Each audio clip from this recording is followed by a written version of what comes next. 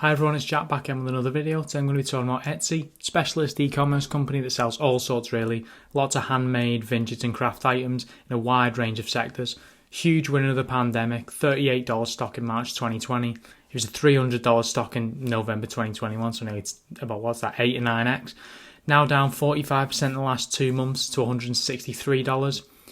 I want to evaluate, is it a buy today? So I'll be looking at what Etsy does, its TAM, looking at its valuations, its balance sheet, its margins, and then trying to work out an intrinsic valuation and figuring out, is this a buy today with a reasonable margin of safety? So of course the business is predominantly the Etsy marketplace, which again I mentioned there's a lot of handcrafted vintage items in a lot of variety of sectors, but also has three smaller segments that has recently purchased all three of these. Etsy is a very acquisitive company and is looking to grow inorganically as well as organically. So they have Depop, which is fashion re-commerce, so essentially second-hand fashion. Reverb, which is music re-commerce, so second-hand music items. And Elo7, which is essentially a Brazilian Etsy. LATAM and Latin American e-commerce is predicted to grow at a compound annual growth rate of 21%. This can only be good for Elo7. It already has 1.9 million active buyers and 24 million monthly visitors. I think this is a really strong deal for Etsy. Didn't cost a lot, a couple of billion. Really smart maneuver. US second-hand market is predicted to double by 2025 to $74 billion, so it's not hard to see why Etsy wants to be in Depop and Reverb. Apparel is the largest category within e-commerce generally, expected to reach more than $500 billion by 2025. 90% of Depop users are Gen Z. These consumers are adopting re-commerce fashion at a much greater rate than others. Depop is a very popular platform in the UK. I'm not sure how it does in North America, but it's a very popular platform in the UK.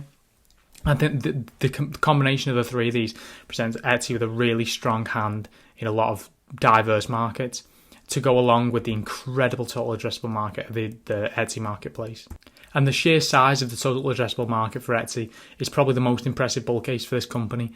Gross merchandise sales in the region of $12 billion in the last 12 months in a total addressable market of $1.7 trillion, growing daily. Truly an international company as well. They have top geographies of the United States, the UK, Canada, Germany, but they're all over the world. It's not just North America. And with Elo7, they now have a serious presence in Latin America. Again, I can't overstate how much this market is really an absolute guesstimate. These are TAM calculations from March 2019, so you can imagine how much that's changed. This is a fast evolving market, and Etsy is well positioned to take advantage of this, in my opinion. As you can imagine, for a company that went up 8 times in a year, company's growth is a bit all over the place due to the pandemic pull forward. Revenue for Q3 2021 was $532 million, up 18% year over year versus very tough comparisons with 2020. So I'm really impressed with this. Again, gross merchandise sales moved roughly in lockstep with revenue. So that was $3.1 billion, up 18% year over year. Again, brutal comparisons with the pandemic numbers. So I'm really impressed with this. EBITDA margins remain strong due to the relative insulation from the global supply chain issues because Etsy's a marketplace. It's really nice. They don't tend to get involved in delivery because it comes down to the individual sellers. Absolutely excellent numbers across the board for me. Etsy just continues to impress. If it carried on growing at 20% per year, this could be an incredibly large company in not a long amount of time. Whenever I'm seriously evaluating investing in a company, one of the first things I look at is the debt situation. Financial strength for Etsy is just okay. Reasonable CAC to debt ratio of 0.35%, very poor versus Etsy's historical comparisons, but not bad for the industry. I would like this to be closer than 1 or above, of course, but Etsy is a very acquisitive company and is not afraid to take on debt to fund organic and inorganic growth. In the last 2 years, it has bought Depop, Elo7 and Reverb, so this is not overly of concern to me. Again, it's very poor versus historical comparisons, but it's not of serious concern. An Altman score of 5.5 shows lack of risk of financial default, not a company in financial distress at all, and the interest coverage is very strong at 27.29. Exceptional for Etsy's history and very strong for the industry. Profitability on the other hand for Etsy is absolutely excellent, especially for an e-commerce company. Operating margins of 21.75%, excellent and only improving versus Etsy's history. Etsy's net margin of 21.55% is truly excellent for an e-commerce company. Effectively, Etsy takes home 21 cents per dollar of revenue. Really strong for an e-commerce company, in my opinion, and just shows the great economics of the marketplace. Margins have only increased throughout Etsy's history as they realise some operating leverage, which is excellent. Return on equity of nearly 80% is absolutely outstanding, one of the highest you're likely to see. And return on assets of 70% also very strong.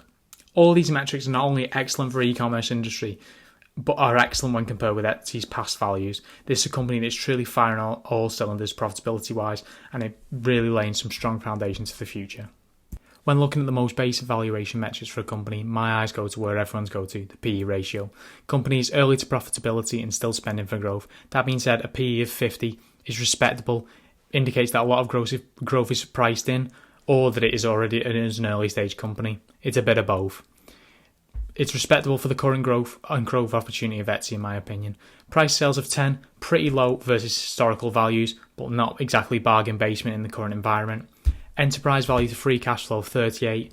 Again, not exactly bargain basement, but very cheap versus historical valuations for Etsy. And that is really how you have to compare these companies. A lot of growth is priced in here, but this is Etsy looking very cheap versus historical valuations for itself.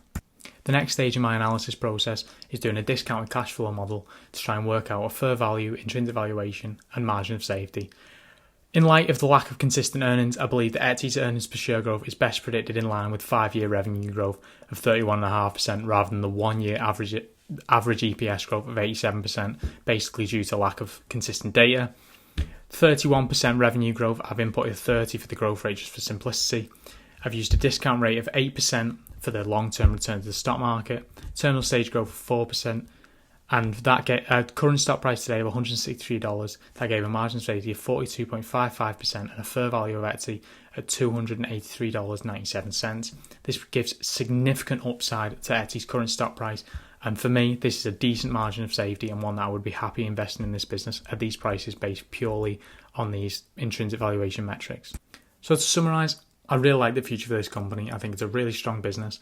I think it will only be a bigger company in the next 5 to 10 years. I see now as a perfectly reasonable buying opportunity with a decent theoretical margin of safety. Of course, that is theoretical because the market is completely all over the place at the minute. Growth stocks like Etsy have been getting hit really hard. As you can see from the recent price action, it's borderline obscene and has created this decent opportunity, down 45% in 2 months.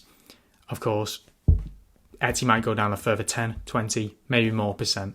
But I think right now, for a long-term investor, this is a reasonable buying opportunity.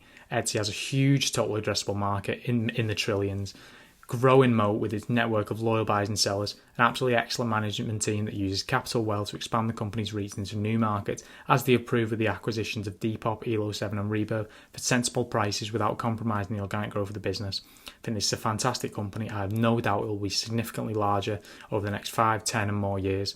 And it's a company that I'm happy to hold. I think now it provides a reasonable buying opportunity. But of course, this is not financial advice, and you should do your own research or contact a registered financial advisor, or perhaps both. Thanks for listening, and subscribe and like if you're enjoying the videos. Thank you.